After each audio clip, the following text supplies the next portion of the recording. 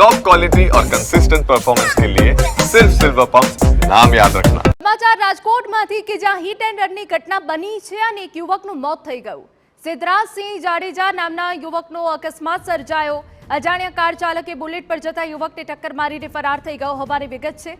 ઘટનામાં ગંભીર રીતે ઘવાતા 30 વર્ષીય યુવકનું સારવાર દરમિયાન મોત થઈ ગયું છે। 8 દિવસ પહેલા જ યુવકના લગ્ન થયા હતા। પોલીસે યુવકને ટક્કર મારી ભાગી જનાર કાર ચાલકની શોધ શરૂ કરી છે। તો 8 દિવસ પહેલા જ આ યુવકના લગ્ન થયા હતા અને આપને જણાવી દઈએ કે હાલ તો પોલીસ દ્વારા કાર ચાલકની શોધખોળ શરૂ કરવામાં આવી છે। હિટ એન્ડ રનની ઘટના બની છે કે જેમાં યુવકનું મોત થઈ ગયું।